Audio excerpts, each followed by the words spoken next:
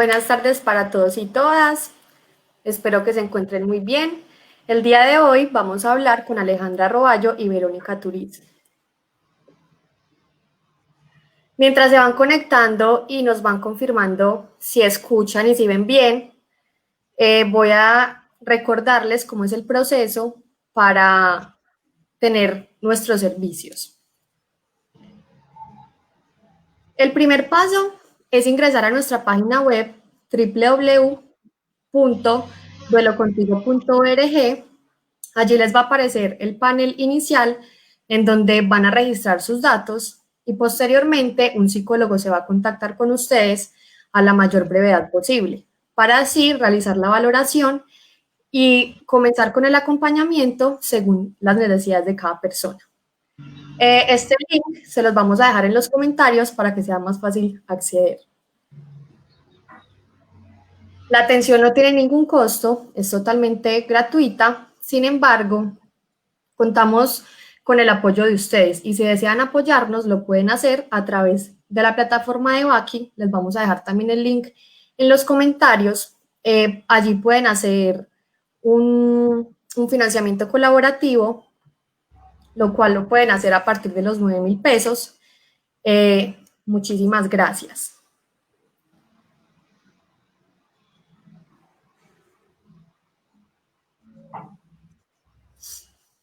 Los que se vayan conectando nos dicen si nos ven bien, si nos escuchan bien.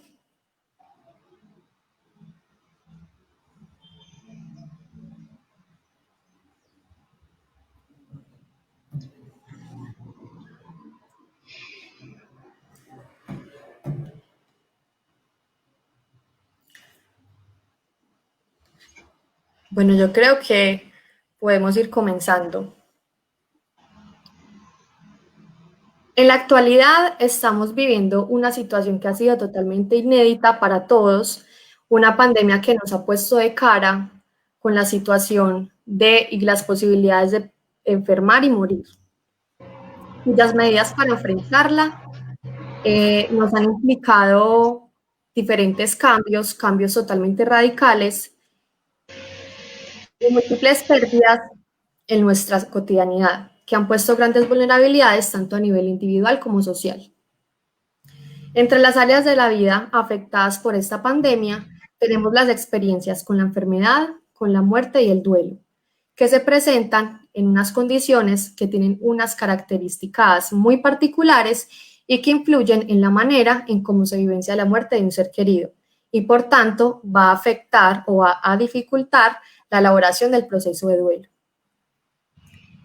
Para comenzar, Aleja, ¿cuáles han sido esos cambios que han influido en la forma de experienciar el duelo en los tiempos de COVID-19?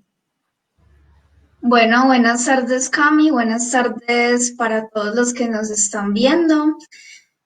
Sí, como dices, o sea, todo esto que estamos viviendo en la pandemia actual ha implicado una forma diferente de vivir la enfermedad y la muerte que impacta directamente la forma en que se vive el duelo. Entonces, actualmente tenemos una serie de restricciones en la capacidad de poder acompañar a los seres queridos en su proceso de enfermedad y en el momento de morir, incluso en la capacidad de poder tomar decisiones en ese momento, de poder despedirse, de poder cerrar asuntos inconclusos. Y esto lo hemos visto reflejado en muchas situaciones.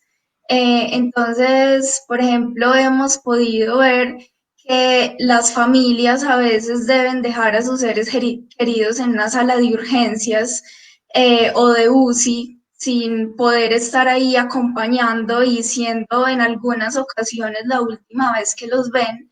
Y en la mayoría de los casos, o en muchos casos, estas personas entran en condiciones, en un estado de salud más o menos bueno y genera un impacto que la familia no pueda después como vivir ese proceso de deterioro del ser querido y que después les anuncien desde la institución de salud que su ser querido falleció. Entonces esto genera un impacto muy grande y también una dificultad en la asimilación de la muerte, como lo veremos ahora. Además de eso, la forma en que se recibe la información de parte de las instituciones de salud a través de llamadas telefónicas muy cortas y rápidas que no permiten saber muy bien sobre cómo se encuentra el ser querido, a veces la poca claridad frente a las circunstancias o la causa de la muerte cuando estaba en un hospital, lo cual genera incertidumbre respecto a cómo va a poder dársele la despedida al ser querido, teniendo en cuenta que todos los pacientes por COVID no van directamente al crematorio y posteriormente se le entrega las cenizas al ser querido, pero no tienen esa posibilidad de ver el cuerpo, ¿cierto? También esa sensación de irrealidad, como había dicho, por no poder presenciar todo este proceso que a veces es tan importante. Y también el miedo de también morir, sobre todo cuando este ser querido estaba contagiado por COVID y se convivía con él, y uno también tiene este contagio. ¿Cierto? Entonces, esto por un lado, por el otro, quienes participaban de los cuidados de ser querido y cumplían un rol fundamental en este sentido, pueden presentar sentimientos como de culpa por pensar que no se pudo haber hecho lo suficiente, por no haber podido estar cuidando, ejerciendo ese rol de cuidador en el momento más importante, que es también el final de la vida. Eh, y encontramos, por ejemplo, personas que dicen como yo he estado toda la vida con esta persona y no poder estar presente en el final de su vida es muy doloroso. Y también el no poder realizar rituales de despedida es algo que se ha transformado completamente. Los rituales de despedida son esos espacios generalmente donde le podemos dar un lugar a la muerte, donde estamos rodeados de símbolos y objetos que nos permiten conectarnos con ese momento, es el lugar en donde es válido poder expresarse. No poder tener ahora estos espacios implica que las personas se les pueda dificultar esa asimilación frente a lo sucedido, eh, y también no poder realizar esa despedida que es tan importante para el proceso de duelo y para esa aceptación de lo ocurrido. Entonces, ¿cómo ha cambiado eso actualmente? Tener que vivir rituales de forma virtual, que las familias tengan que hacer como sorteos de alguna manera o elegir quiénes pueden asistir a los rituales presenciales cuando se permite, cuando la muerte es por otras causas, entonces ser unos pocos familiares quienes puedan asistir allí a estos espacios y el asistir, el estar presente en esos espacios, aunque se pueda ir, igual se transforma porque entonces ya no podemos abrazarnos, porque el dolor se comparte de una forma diferente, porque ya hay como una distancia, entonces es también una forma muy distante de vivir esos momentos de dolor, que estamos acostumbrados a que sea el momento de más apoyo social, en donde nos sentimos más acompañados. Y además de esto, eh, también las personas mayores no tienen esa posibilidad ni siquiera de poder asistir cuando es posible por las restricciones que se han puesto a los adultos mayores en este sentido. Y por otro lado, no, por ejemplo, ha sido en algunas ocasiones muy frustrante para algunas familias y comunidades no poder acompañar de manera colectiva en estos rituales a personas que eran muy queridas por la comunidad, que eran muy importantes y representativos. También la demora en algunas ocasiones para recibir las cenizas o incluso para poder llevar a cabo el funeral y el momento pues de poder llevar el cuerpo, las cenizas al cementerio y enterrarlas. Y también no poder hacer las visitas frecuentes que para muchas familias es importante al cementerio, eh, los fines de semana o en las fechas especiales.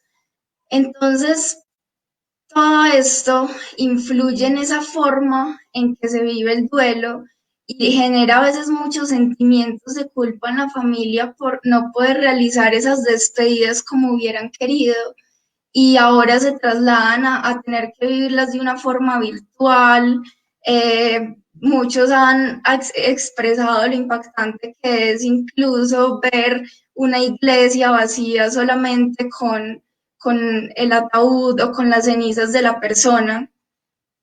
Entonces, es algo que realmente marca mucho esa forma de vivir la muerte en estos momentos y también el distanciamiento social. Por ejemplo, las familias o personas que viven en otras ciudades o países, la frustración de no poder trasladarse y acompañar a los seres queridos en este momento y de dar ese último adiós a quien falleció, o las personas que viven solas, que también necesitan como poder estar y sentirse acompañadas en este momento y no poder hacerlo, lo cual incrementa sus sentimientos de temor y de soledad. Entonces, ese apoyo social y familiar que se da de una forma tan marcada en los primeros momentos después del fallecimiento, actualmente ya no existe de la misma manera. Y adicional a esto, hay familias que sufren a la vez múltiples pérdidas, ya sea porque varios se contagiaron por coronavirus o por otras causas de muerte. Y adicional a esas múltiples pérdidas también se pueden presentar otro tipo de pérdidas de tipo material, relacional, que influyen e impactan la salud mental y ponen en riesgo también el bienestar de quien lo vive. ¿Sí? Entonces, todo esto y el que sea una muerte repentina, inesperada, sin poder acompañar, sin poder estar acompañados también por otras personas o no estar preparado para esto que se vive, hace que las emociones se vivan de una forma mucho más intensa y fluctuante y también que se presente de una forma más marcada esa incertidumbre frente a lo que va a pasar, que el sentimiento de soledad sea más marcado, que se sienta desesperanza, culpa, impotencia, y eso impacta la asimilación de lo sucedido, ¿cierto? Entonces, todos estos cambios que hemos tenido que vivir a nivel social, a nivel de rituales, a nivel del acompañamiento propiamente el momento de la muerte, son cosas que estábamos acostumbrados a hacer, pero que actualmente no se puede y que hacen mucho más difícil poder vivir el proceso de duelo de una forma más sana.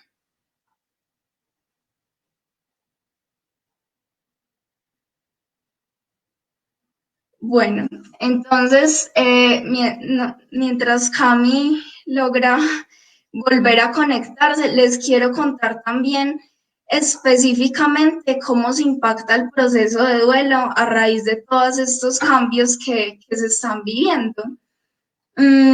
Y es que el no poder estar presente en esos momentos hace que se acentúe mucho más esa fase de shock, que es cuando sentimos que lo que está pasando es como si no fuera verdad, como si estuviéramos viviendo una película. Y esto influye que la fase de negación se acentúe mucho más, se prolongue en el tiempo y que incluso nos lleve a vivir duelos ambiguos. ¿Qué es un duelo ambiguo? Un duelo ambiguo es cuando por la ausencia de un cuerpo que permita constatar esa muerte, que permita dar cuenta de que esa persona falleció, de que ya no está, hace que la persona sienta como si esto no estuviera pasando y es más difícil de asimilar la muerte Entonces es muy común que nos preguntemos cómo realmente murió y de pronto si fue un error.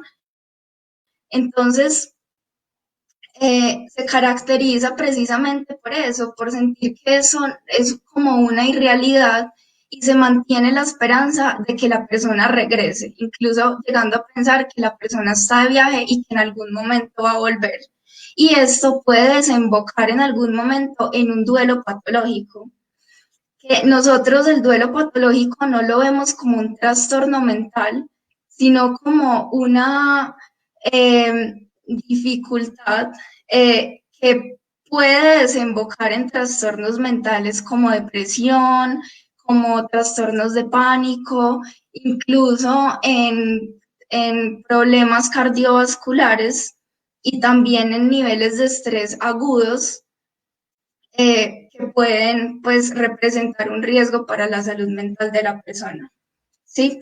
Y además esa limitación en la red de apoyo también pone en riesgo y en más vulnerabilidad eh, la forma en que la persona se siente y también influye en que se incremente mucho más ese malestar, ¿cierto? Muchas gracias, Aleja. Vero, ¿y cómo podemos afrontarlo? Bueno, buenas tardes. Mm, ¿Cómo lo afrontamos? Más bien, el cómo podemos, creo que lo iremos pensando a medida, pero vamos a conocer un poquito cómo lo afrontamos. Y es que, como estaba diciendo Aleja, algunos estados psicológicos, factores emocionales y comportamentales sabemos que pueden influir en la función inmune de los seres humanos. Y altos niveles y continuos de estrés pueden actuar, digamos, como aceleradores de la progresión viral y del desarrollo de sintomatologías de diversas infecciones. Entonces, por ello, afrontar adecuadamente el estrés puede ayudarnos a protegernos, ¿cierto? ¿Qué va a pasar? Que el estrés o esos niveles de estrés van a variar de acuerdo a la forma en que afrontamos, digamos, esas situaciones, ¿sí? Entonces, por eso se hace importante, de alguna manera, detenernos en lo que se conoce como estrategias de afrontamiento. Y estas se refieren a cualquier esfuerzo saludable, malsano, consciente o inconsciente, para, el, para evitar, eliminar y debilitar esos estímulos estresantes o de alguna manera para tolerarlos de una forma menos perjudicial. Entonces, digamos que toda esta estrategia de afrontamiento lleva respuestas cognitivas, emotivas, comportamentales que las personas usan realmente para hacerle frente a esas circunstancias estresantes de la situación y para poder manejar tanto las demandas internas como las demandas externas. Entonces, ¿qué pasa? El afrontamiento tiene tres aspectos muy importantes. Uno son los recursos, ¿sí? Y eso se refiere a las ventajas físicas, personales, sociales que lleva consigo la persona frente a la situación. Segundo, los estilos de afrontamiento, que son esas formas habituales y estereotipadas de enfrentarnos a las crisis. Y ellas se dividen en tres, ¿sí? Entonces, una es el afrontamiento activo, es decir, yo movilizo esfuerzos distintos para afrontarme y darle solución. El otro es el afrontamiento pasivo, que es el segundo. Realmente ahí no se hace mucho directamente sobre la situación, sino que más bien se tiende a esperar. Y el tercero es un afrontamiento de evitación o evitativo, donde se intenta huir y evitar la situación y obviamente las consecuencias. Esto muchas veces va a provocar lo que nosotros conocemos como evitación experiencial. ¿Y qué es lo grave de esto? Que no nos permite vivir en el presente, ¿sí? Entonces, además de esas dos cosas importantes de las estrategias que son los recursos y la forma o el estilo de afrontamiento, son esas estrategias que usamos puntualmente, porque esas ya son las acciones y los planes directos que usamos para disminuir o eliminar el estrés, ¿cierto? Entonces, esas tres, digamos, esas estrategias se van a dividir en otras tres, que es las estrategias centradas en los problemas. Y esa, digamos que corresponde a que usted hace algo para que esas condiciones responsables de la amenaza desaparezcan, ¿cierto? La segunda son estrategias centradas en la emoción y esas no van a ir dirigidas al problema o a la amenaza, sino que más bien se usan para poder reducir y eliminar esas respuestas emocionales que acompañan todas esas situaciones. Y la tercera son estrategias centradas en la emoción, pero ya menos funcionales. ¿Vale? Entonces, durante la semana pudimos conversar con ustedes a través de las redes y algunos dieron ejemplos de cuáles eran las estrategias que ustedes venían de alguna manera utilizando para hacerle frente a todo lo que estamos viviendo. Entonces voy a nombrar algunos de los ejemplos y les voy a explicar cuál es la estrategia que estamos viendo ahí y de qué se trata, ¿sí? Para que ustedes en casa también vayan pensando, bueno, cuáles son sus estrategias. Entonces, por ejemplo, controlar la cantidad de noticias que se ve. Esa es una estrategia centrada en el problema directamente, me permite un afrontamiento activo porque se refiere a que yo estoy dando pasos activos para cambiar esas circunstancias estresantes o por lo menos aminorar esos efectos, ¿cierto? Otro ejemplo puede ser no ver noticias para ignorar lo que sucede y ese también podría leerse como un afrontamiento activo si es que yo estoy tomando una decisión consciente de dejar de lado el montón de noticias. Por ejemplo, buscar información verificada sobre la situación. Esa es una muy importante que también se centra en el problema. Y esa la conocemos como búsqueda de apoyo por razones instrumentales. Es decir, que buscamos personas que conozcan, que sepan, que nos puedan asistir y dar información con ese estresor, pues, o relacionada con el estresor. Por ejemplo, otra, buscar apoyo de las personas cercanas o familiares. Esa es una estrategia centrada en la emoción y de alguna manera se conoce como la búsqueda de apoyo social por razones emocionales, donde yo encuentro soporte, donde yo encuentro comprensión, donde yo encuentro simpatía, donde yo encuentro realmente personas que me acompañen a vivenciar lo que me está pasando. Por ejemplo, no pedir ayuda. Esa es una estrategia centrada en el problema y se conoce como autonomía y es esa tendencia a responder de alguna manera independiente a la solución, sin contar con el apoyo de otras personas. Esa estrategia es una buena estrategia siempre y cuando de alguna manera podamos darle resolución, pero en el momento en el que ya necesitemos de ayuda y no la pidamos, ahí cambia la estrategia, ¿vale? Otra, por ejemplo, que creo que escuchamos nosotros constantemente y es, ¿qué has hecho? Me he dedicado a rezar y a orar por todos nosotros en este momento. Esa también es una estrategia centrada en la emoción, ¿cierto?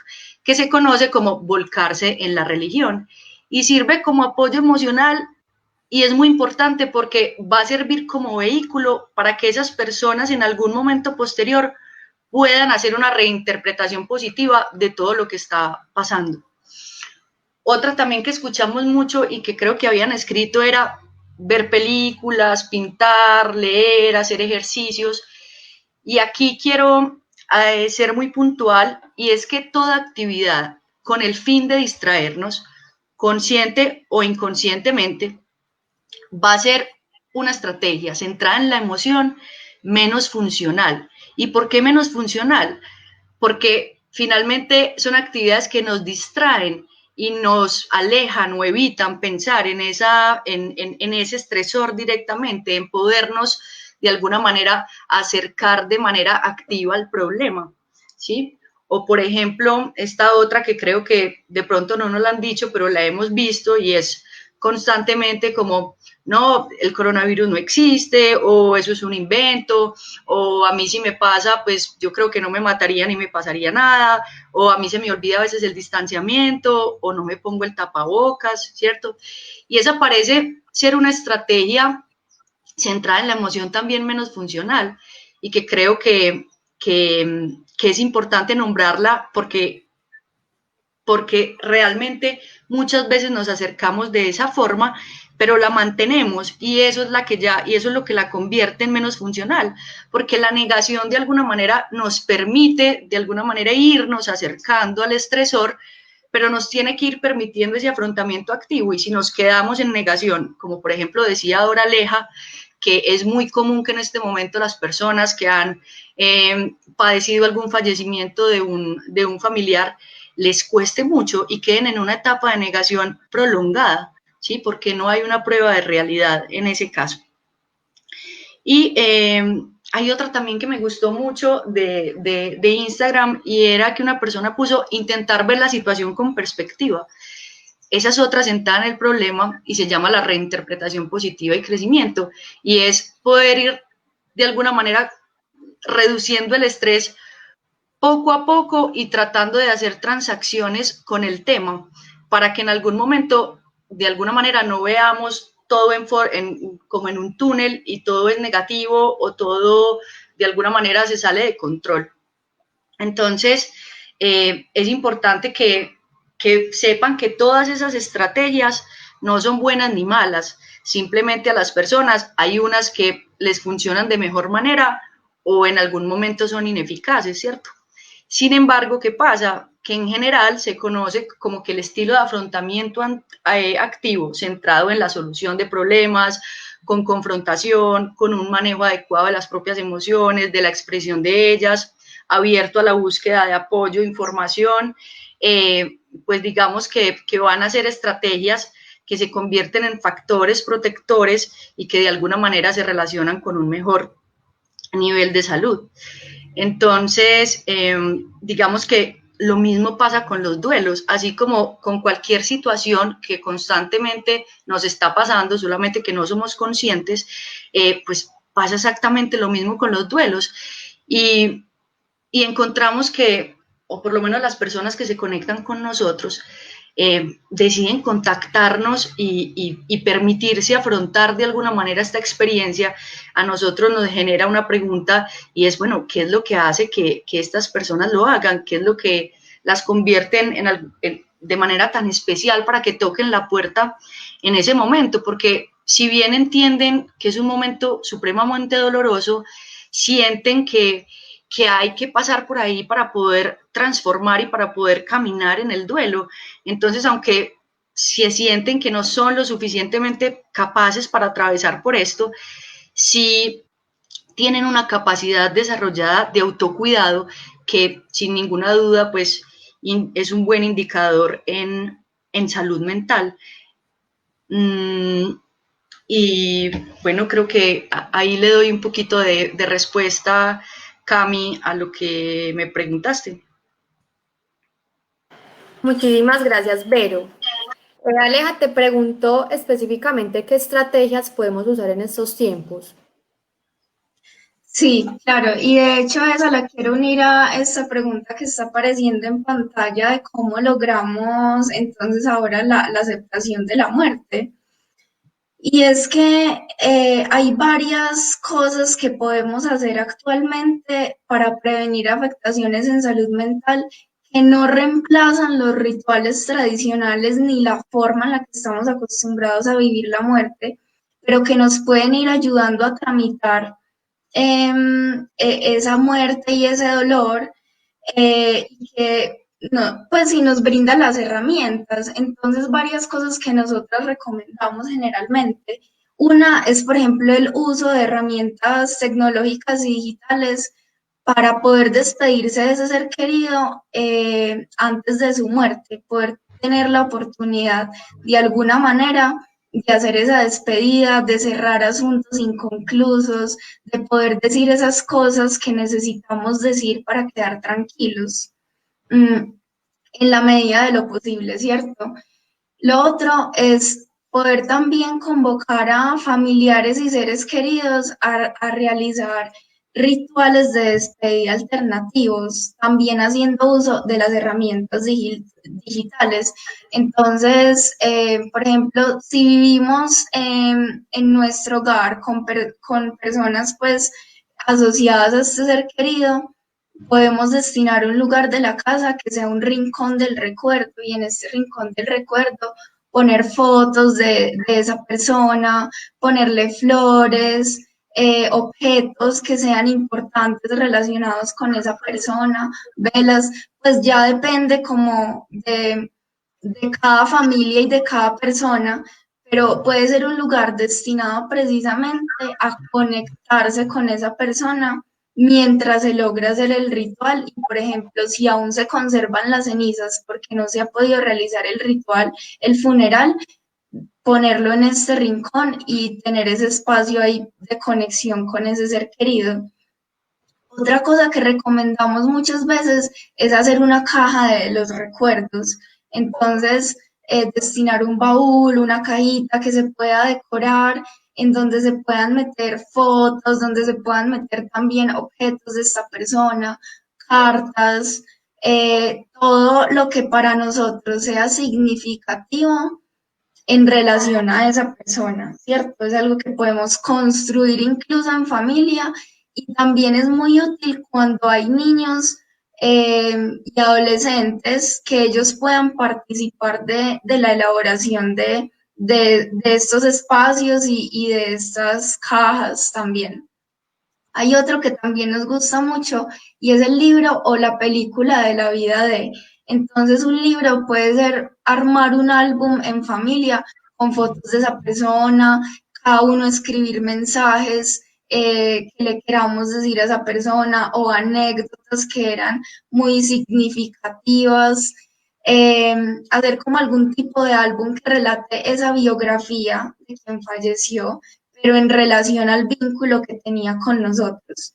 O película de la vida es elaborar un video muy similar al álbum, pero ya en formato de video que se le puede ya incluir música u otros videos incluso de momentos especiales con esa persona. También ya cuando vivimos lejos de otros seres queridos, entonces es poder programar conmemoraciones virtuales, poder reunirse por Zoom y juntos crear un espacio para conversar sobre lo que significó para cada uno esa persona, cómo nos sentimos. Es muy importante poder abrir espacios en familia para conversar sobre eso que sentimos, para poder expresar todas las emociones que nos genera la situación. Un muro conmemorativo también es común, por ejemplo, usar las redes sociales para dedicar espacios a esa persona y que otras personas pues que pueden estar en otros países o en otras ciudades puedan también participar de la construcción de ese muro conmemorativo. A veces Facebook y también incluso Instagram tienen las opciones de volver el perfil de quien falleció en un muro conmemorativo.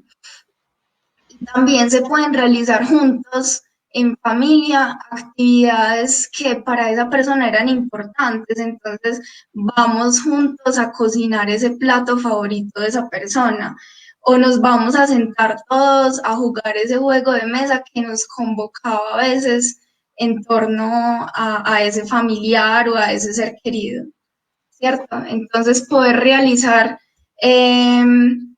estos rituales alternativos porque eso nos permite ir procesando e ir aceptando lo que sucedió e ir asimilando pues la muerte como tal para poder iniciar el proceso de duelo, mientras logramos hacer los rituales tradicionales.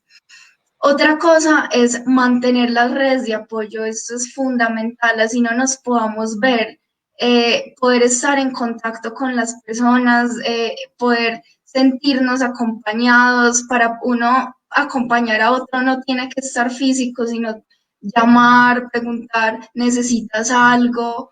O, por ejemplo, cuando una persona está en duelo, a veces ni siquiera es conversar, sino como, bueno, ¿en qué te puedo ayudar de las labores cotidianas de tu casa? Como mientras vas pasando por ese proceso tan difícil, como qué cosas puedo ser un auxilio o un apoyo adicional en este momento.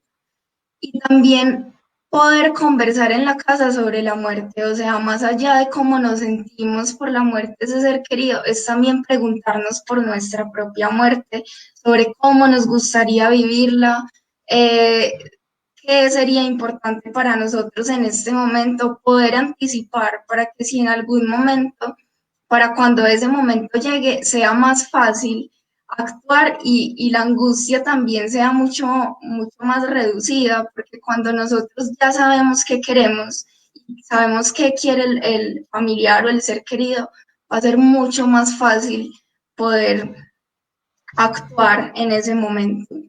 Y por último, si sentimos que todas estas emociones nos están sobrepasando y ya no podemos manejarlo solos o con nuestra red de apoyo, poder pedir ayuda profesional, de un profesional en salud mental que pueda acompañarnos en este proceso para entender también todo lo que estamos viviendo y tramitar todas esas emociones. Entonces, por ejemplo, nosotros desde Duelo Contigo, ¿qué hacemos en este sentido con estas estrategias? Entonces nosotros facilitamos a las familias espacios de reunión para hacer por medio de Zoom o espacios virtuales momentos conmemorativos con la familia, de poder hablar sobre eso, sobre ese familiar, y también acompañamos en la construcción de un memorial conmemorativo para que estas familias puedan honrar y recordar a ese ser querido.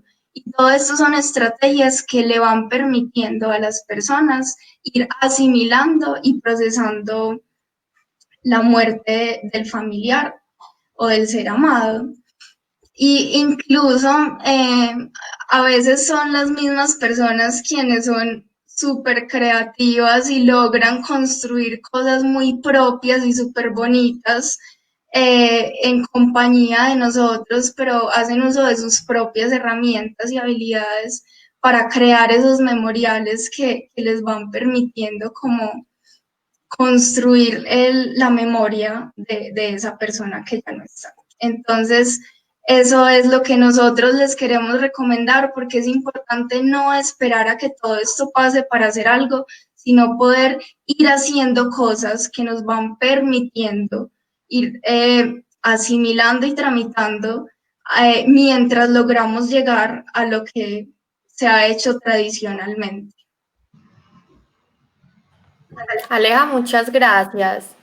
Antes de continuar, por acá nos están haciendo unas preguntas acerca de lo que estaba hablando ahorita Vero. Entonces, empecemos con esta. ¿Se puede cambiar de una estrategia de afrontamiento a otra?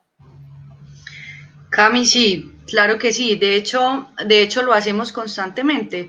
Cambiamos de una a otra. Lo importante antes de pronto sería preguntarnos cómo enfrento yo normalmente, es decir, cuál es mi estilo. Si mi estilo es activo, yo me enfrento. Si mi estilo es huir, ¿cierto? Y evitarlo, o si mi estilo es quedarme paralizado y no hacer nada.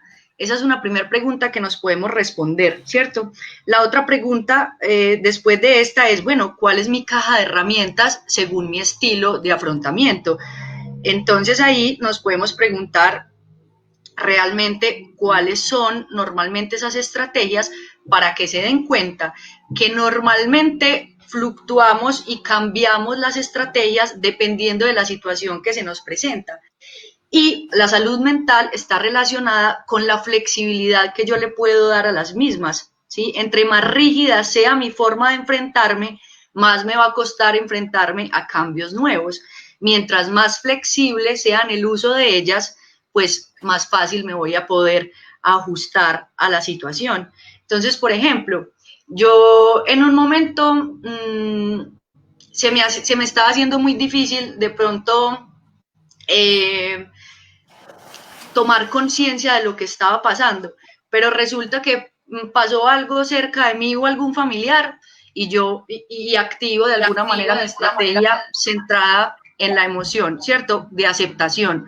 Entonces ahí yo ya de alguna manera me acerco, tengo de alguna manera que aceptar esa realidad o la realidad me la impone para que yo la acepte, ¿sí? Y es una estrategia que yo en principio de pronto no tenía porque no la tenía que usar en el momento. De pronto en otro momento yo lo que tenga que usar es, por ejemplo, la planificación y es como, venga, yo puedo dejar unas cosas o puedo planear algunas cosas para llevar la pandemia de mejor manera. O en otro momento yo lo que hago es restringir el afrontamiento y yo digo, no, pues yo la verdad, por más que tenga que salir al banco a hacer una transacción o cualquier cosa, voy a esperar una semana más o no la voy a hacer todavía, sino que la voy a hacer por internet, ¿cierto? Entonces miren que ahí las vamos combinando todas. o por ejemplo en algún momento pues realmente no seamos capaces con el estrés que tenemos agudo en el momento y decidimos liberarnos mentalmente, nos ponemos a ver una película, nos distraemos completamente. Entonces sí, podemos fluctuar y podemos jugar con ellas, Cami. Bueno, Vero, muchas gracias. Y una pregunta también muy parecida. Dice, ¿cómo usamos una estrategia si enfrentamos una pandemia? Son muchos problemas.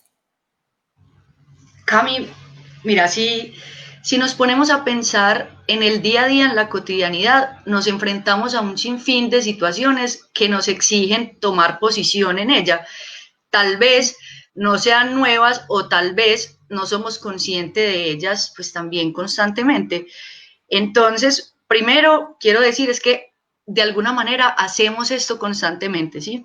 Y segundo es, sí, sí es posible. De hecho, tenemos el recurso, es cómo lo vamos gestionando. Y si no tenemos ese recurso, bueno, ¿cómo vamos usando? De pronto, si yo autónomamente no puedo darle resolución a un problema específico, pero si tengo la capacidad de llamar a pedir ayuda, entonces puede que tenga disminuida una estrategia, pero tengo otra para poder pedir ayuda, ¿cierto? Entonces yo creo que sí es posible, importante que con todas esas situaciones problemáticas que pasan, pues las jerarquicen, piense realmente cuáles son esas preocupaciones, cuáles son esas situaciones que generan dificultad y jerarquícelas para poder empezar, digamos, a hacerse cargo de ellas una por una y que no se nos conviertan como en la sensación de que es demasiado y eso nos va a provocar que no seamos capaces de alguna manera enfrentarlas. Incluso, Vero, yo pienso que la pandemia ha sacado estrategias de afrontamiento de cada uno de nosotros que ni siquiera sabíamos que teníamos, algunas que pueden ser de pronto menos desadaptativas, pero pienso que también debemos dejar sentir de pronto que a veces no tengamos esas herramientas, porque es que no estábamos listos para enfrentar algo como lo es esta pandemia.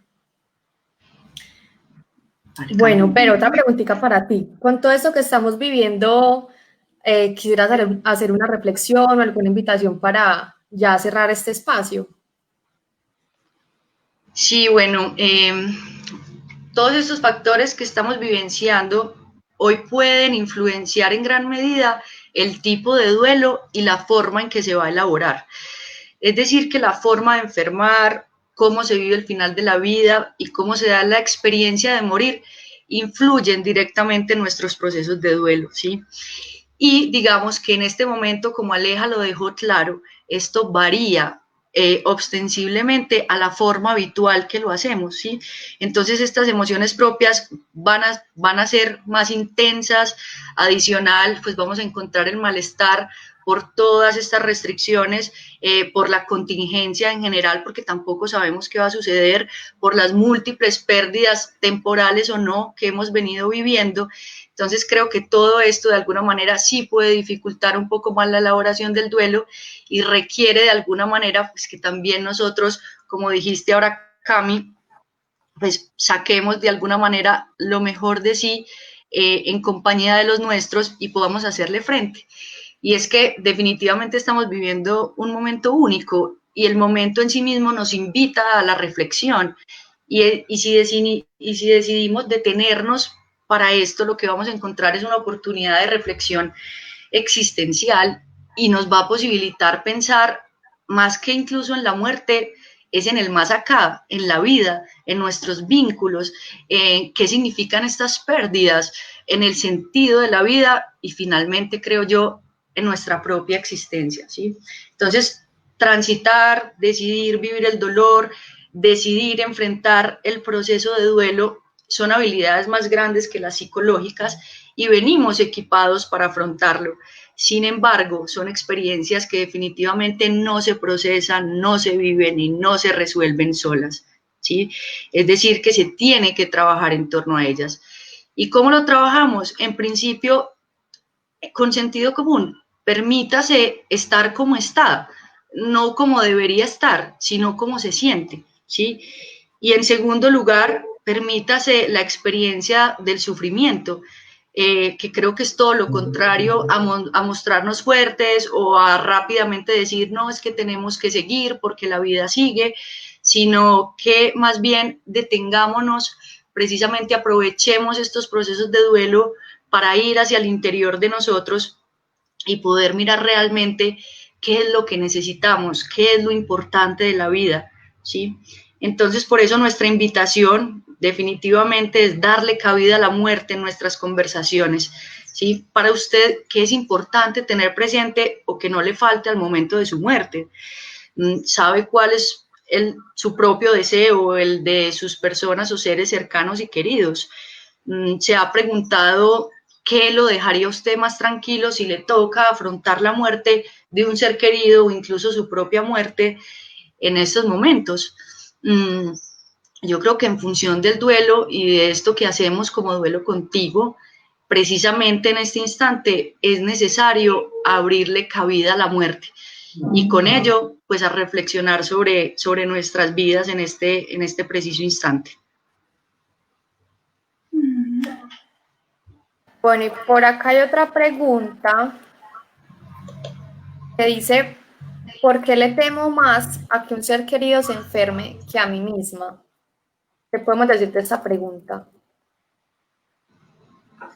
Bueno, yo voy a responder desde lo que yo considero, y es que quizás cuando se trata de la muerte propia tenemos un poco de más control frente a lo que va a pasar en algún sentido, y también porque igual si nosotros mismos pues nos morimos, igual ya eso pasa, pero cuando un ser querido muere, pues probablemente sentimos más temor, porque es no solo la muerte del ser querido, sino todo lo que implica que ese ser querido fallezca, y todo lo que perdemos con relación a esa persona que se iría.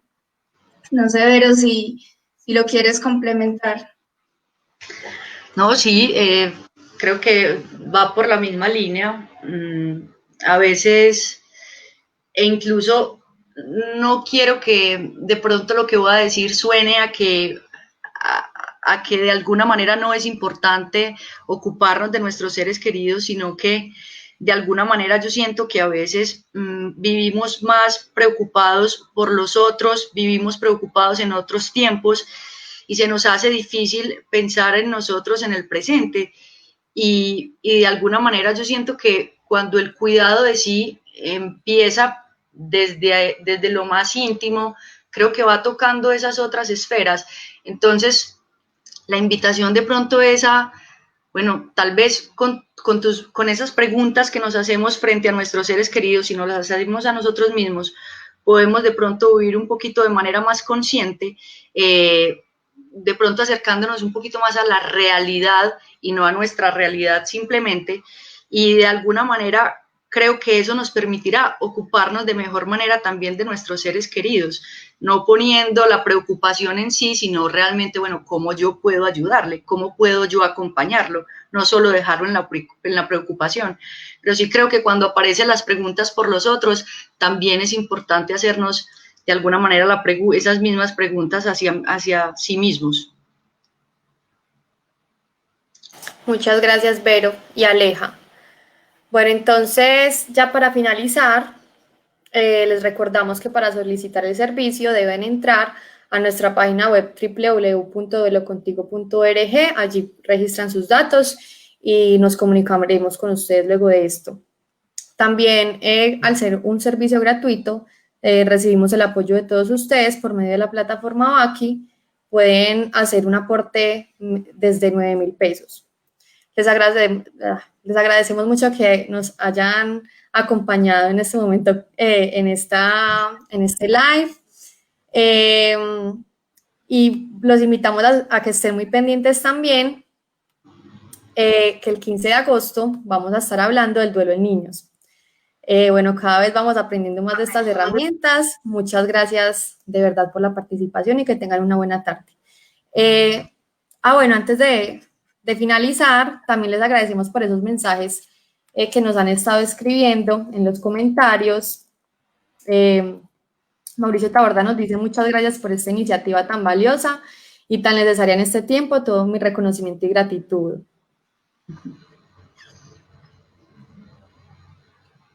Ángela María Peláez nos dice qué importante todo lo que nos ayudan. Gracias. Me gusta mucho poder compartir nuevamente con ustedes. Mónica Peláez.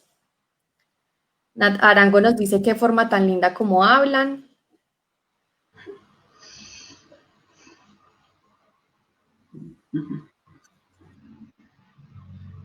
Bueno, muchísimas gracias de nuevo por esos comentarios, por estar presentes. Nos vemos entonces de nuevo el 15 de agosto.